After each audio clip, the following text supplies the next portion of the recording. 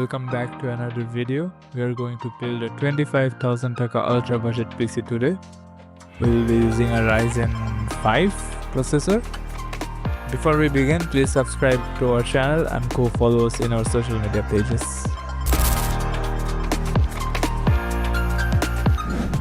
So we have got the motherboard here. Let's unbox it. So here is it. So first we got the IO shield. Here is the IO shield, which we'll keep it aside. Then we have the manual here. Let's see the AsRock motherboard manual and the DVD. These are our SATA cables, which we will not need today.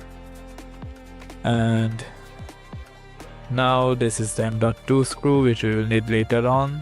And now this is the motherboard. Let's get it out of the packet.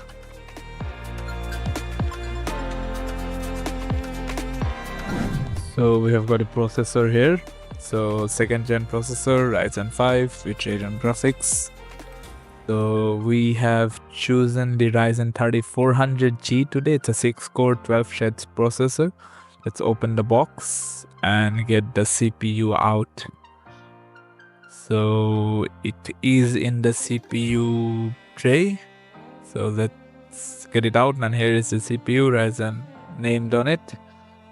And then the stock cooler inside the box, and we are going to use the stock cooler today as this is a budget build. So here you can see that it is well packaged. It has AMD written on it, and it has pre-applied thermal paste. So let's put the CPU in the motherboard. So let's remove the retention lever and get the CPU out of the box. So this is a good balance of CPU between gaming and productivity, as it has 6 core and 12 threads, and it's a 4.2 GHz CPU, and it has integrated graphics, so you will not need a dedicated GPU. So let's align the golden triangle and pull down the retention lever after putting the CPU in the socket. So let's unbox the M.2 SSD. So this is a colorful 256 GB NVMe M.2 SSD. So this is a very good SSD from a reputable brand, as it's a ultra budget build. We have chosen for the colorful M.2 256 GB SSD. So now it's time to put the M.2 in the motherboard. So if you guys want, you can opt for a higher storage M.2 like a 512 GB or 1 TB, but as we are on a tight budget, we have chosen a 256 GB entry level M.2 SSD.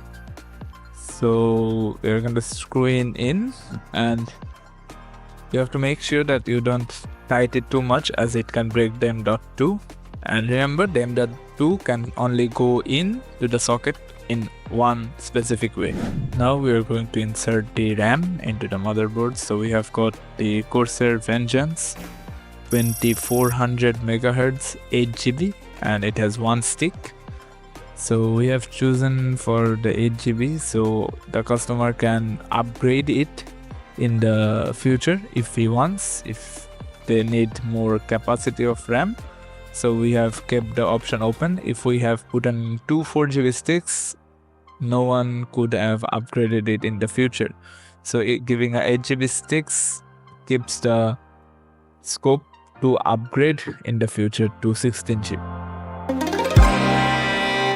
So it's time to put the stock cooler.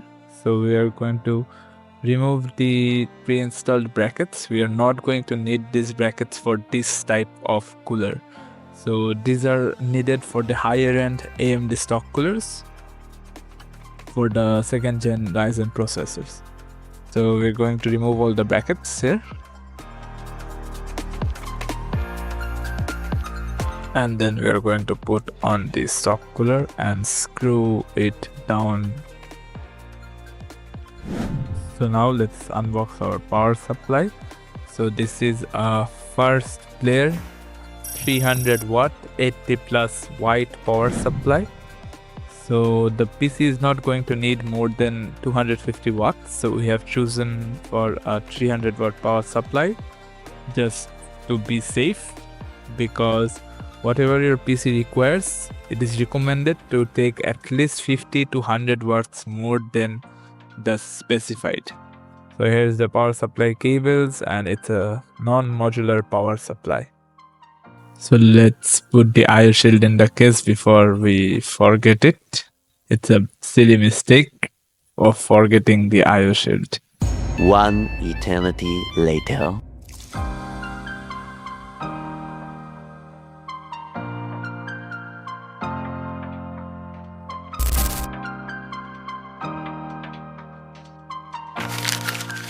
So at the end of the build, it has turned out to be a very clean build. So here's a list of all the parts we have used along with their prices.